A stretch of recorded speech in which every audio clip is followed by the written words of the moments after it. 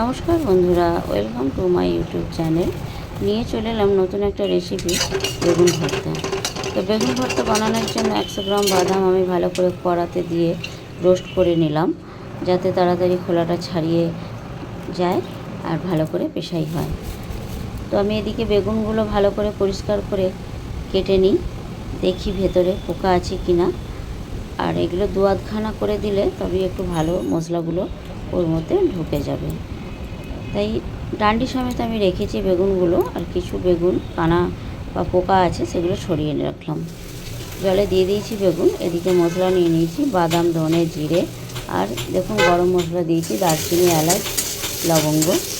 কিছু পেঁয়াজ আমি কেটে কুচিয়ে কড়ার মধ্যে দিয়ে হালকা নেড়ে চেড়ে ব্রাউন হয়ে গেলে ওটা মিক্সির জারের মধ্যে দিয়ে দেব। তার আগে আমি টমেটো পেস্ট করে তুলে নিয়েছি। তো ওই জারের মধ্যেই আমি মশলাটা পেস্ট করে নিলাম। এবার কড়া চাপিয়ে দিয়ে তেজপাতা, শুকনো লঙ্কা ফোড়ন দিয়ে আমি কিছু পেঁয়াজ রেখেছিলাম সেগুলো কড়ার মধ্যে দিয়ে দিলাম। পেঁয়াজটা ব্রাউন হয়ে যেতে 1 টেবিল স্পুন আদা, 1 টেবিল স্পুন রসুন বাটা দিয়ে ভালো করে মশলাটা আমি কষিয়ে নেব। রসুন দিলাম, এবার আদা দেব।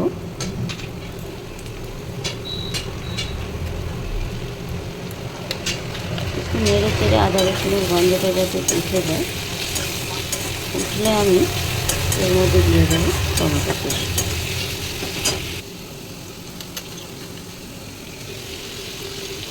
রসুন আমি পেস্ট করেই রেখে দিই, নাহলে অনেক সময় রসুনও এরকম পেঁয়াজের মধ্যে ভেজে নিয়ে আপনারা দিতে পারেন, এটাও টেস্ট খুব সুন্দর লাগে। তো মশলাটা ভাজা হয়ে যেতে 1 চা চামচ হলুদ বাটা দিলাম।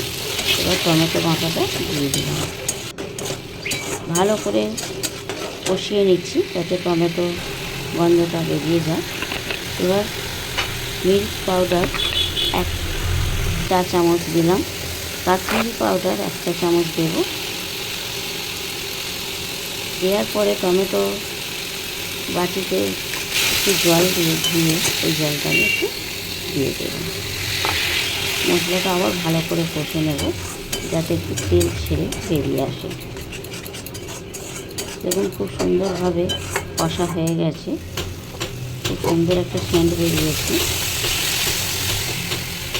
এরপর আমি দিয়ে দেবো বাদাম, ধনে, জিরে পেস্ট, পেঁয়াজ পেস্টটা আমি দিয়ে দিলাম। এটারও একটু ভালো করে কষবো যাতে বাদামের একটু গন্ধটা ছাড়ে। মিক্সির জারটা ধুয়ে আমি ওই জলটা দিয়ে দিলাম। একটু বেশি করে জল দিলাম, কেন বেগুনগুলো আমি এর মধ্যে ছেড়ে দেবো। ফুটে উঠে গেছে, আমার দেখানো হয়নি, নুন দিয়েছিলাম। তো স্বাদ মতন আপনারা নুন দিয়ে দেবেন। বেগুনগুলো আমি দিয়ে দিলাম। অনেকে বেগুন আলাদাভাবে একটু ভেজে তুলে রাখে, আমি মাঝে মধ্যে করি। তো আজ আমি বেগুনগুলো কাঁচাই রেখেছি। বেগুনগুলো আমি দিয়ে দিলাম। তো নুনটা দেখানো হয়নি, স্বাদ মতন নুন দেবেন। বেগুনগুলো দিয়ে আমি ঢাকা দিয়ে দিলাম। তো যতক্ষণ দেখব যে একদিকটা সেদ্ধ হয়ে গেছে কি না দেখে নিলাম। তো দেখে বেগুনগুলো একটু উল্টে দিয়ে নেড়ে চেড়ে আবার ঢাকা দিয়ে দিলাম। যতক্ষণ না সেদ্ধ হচ্ছে একটু ঢাকা দিয়ে নাড়তেই থাকবেন যাতে ধরে না যায়, কেন বাদাম পেস্ট হলো একটু গাঢ় হয়ে গেলেই ধরে যায়। স্বাদ মতন একটু চিনি দিয়ে দেবেন। চিনিটা দেওয়া হয় বেগুন ভর্তার স্বাদটা আনার জন্য, খুব সুন্দর একটা স্বাদ ছাড়ে। তো এদিকে বেগুন ভর্তা আমার রেডি হয়ে গেছে, এবার আমি ঢেলে নেব। তো আমার ভিডিওটা কেমন লাগলো আপনাদের অবশ্যই আমাকে কমেন্টে জানাবেন। ভালো লাগলে আমাকে সাবস্ক্রাইব করবেন নতুন ভিডিও পেতে। ধন্যবাদ বন্ধু।